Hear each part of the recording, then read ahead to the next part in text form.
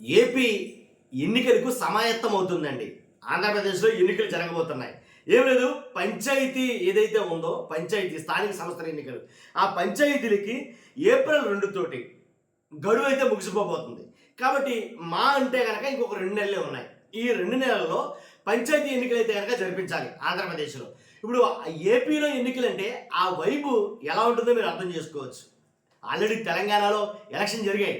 తెలంగాణ ఎలక్షన్లో పోటీ చేసినటువంటి కాంగ్రెస్ కావచ్చు, బీఆర్ఎస్ కావచ్చు, బీజేపీ కావచ్చు, ఎంత హోరాహోరీగా పోటీ పడ్డాయో చూసాం మనం. అలాగే జనసేన కూడా పోటీ చేసింది. కాకపోతే 336 స్థానాల్లో పోటీ చేస్తే 2 స్థానాల్లో మాత్రమే గెలిచింది. కాబట్టి మరలా అదే జనసేన ఏపీలో కూడా పోటీ చేస్తుందా ఏంటి అంటే, విడివిడిగా ఈ పంచాయతీ ఎన్నికలు కాకపోయినా రాబోయే మున్సిపల్ ఎలక్షన్లకు కానీ ఎలా పోటీ చేస్తారు వీళ్ళు అనే ఒక సందిగ్ధం ఉంది.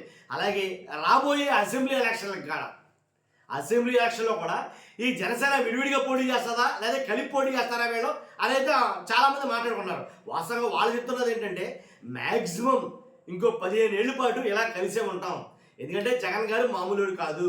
15 ఏళ్ల పాటు మేము ఎవరితేనే ఉండగలం, లేకపోతే మొత్తం పటాపంచీలు చేసేస్తాడు అనేది కనుక ఒకలాంటి భయం అయితే వాళ్ళకు ఉంది జగన్ గారి పట్ల. కాబట్టి వాళ్ళు కలిపే పోటీ చేయొచ్చు మున్సిపల్ ఎన్నికల్లో కూడా.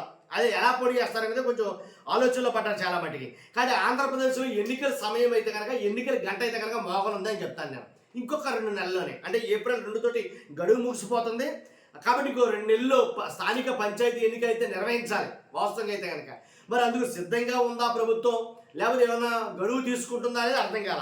మొత్తానికి ఎలాగైతేనండి, వాస్తవానికి అయితే 13,098 పంచాయతీలకు ఎన్నికలు నిర్వహిస్తుంది ఏంటి.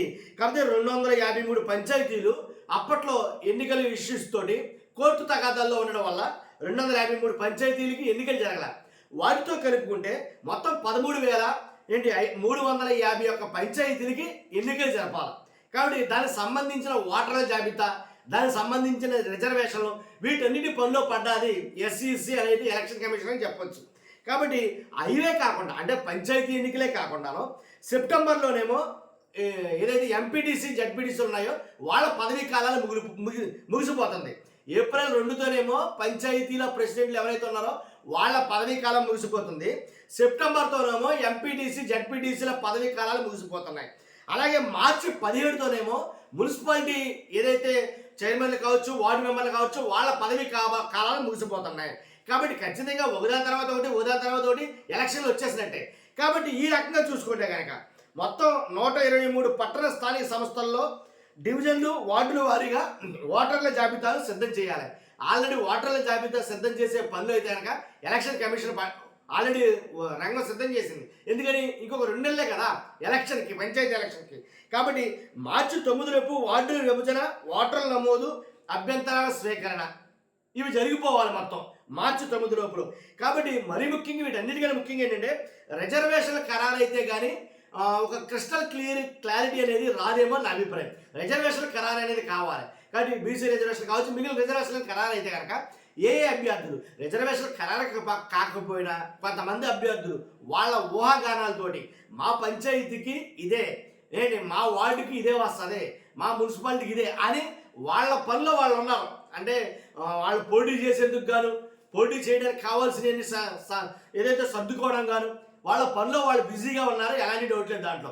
కాబట్టి నేను చెప్తున్నది ఏంటంటే, వేరే చోట్ల ఎన్నికలంటే ఒక ఎత్తు, ఏపీలో ఎన్నికలు ఈసారి మామూలుగా అయితే ఉన్నాం రణరంగాన్ని తలపిస్తాయని చెప్పాలి.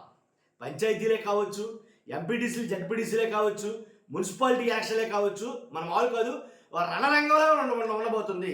కొన్నేమో ఏమీ లేకుండా, కొన్నేమో బీఫాములతోటి, కొన్నేమో ఓటు గుర్తుతోటి జరగబోయే ఎన్నికలు. కాబట్టి ప్రతి ఎన్నికలు కూడా ప్రెస్టీజియస్గా తీసుకోబోతున్నాయి, చూసాం కదా మనం. కాబట్టి ఈ ఎన్నికలకి ఆల్రెడీ ఏదో ఎలక్షన్ కమిషన్ అన్నీ సిద్ధం చేసేసింది అని అయితే మాట్లాడుకున్నారు. ఇది షెడ్యూల్. ఈ షెడ్యూల్ అయితే కనుక ఖచ్చితంగా అమలు చేస్తుంది. లేదు అని అంటే కనుక ప్రభుత్వం మేము అందుకు సిద్ధం లేవు అని అంటే కనుక మళ్ళీ పోస్ట్పోన్ చేయొచ్చు, ఎదరికి గెట్టొచ్చు, ఎప్పుడనేది ఏంటనేది. కాబట్టి నాకు తెలిసి ఎప్పటికిప్పుడు ఎన్నికలు జరిగితే కనుక కూటమి ప్రభుత్వానికి తీవ్ర నష్టం జరిగే ప్రమాదం ఉంది. ఎందుకంటే ఆల్రెడీ కూటమి ప్రభుత్వం మీద వస్తున్న వ్యతిరేకత కావచ్చు, వాటి వల్ల ఆ కూటమి ప్రభుత్వం ఎదుర్కొంటున్న ఇబ్బందులు కావచ్చు. ఈ టైంలో ఎలక్షన్లు అంటే కనుక 100% కూటమికి వ్యతిరేకత ఏర్పడుతుంది, దాంట్లో ఎలాంటి డౌట్ లేదు. చూస్తున్న మీరు అందరూ కూడా మీ అభిప్రాయం ఖచ్చితంగా కామెంట్ రూపంలో తెలియజేయండి. ఫస్ట్ అయితే లైక్ చేయండి, కొత్తగా మన ఛానల్స్లో పక్కగా సబ్స్క్రైబ్ చేయండి. Thank you very much.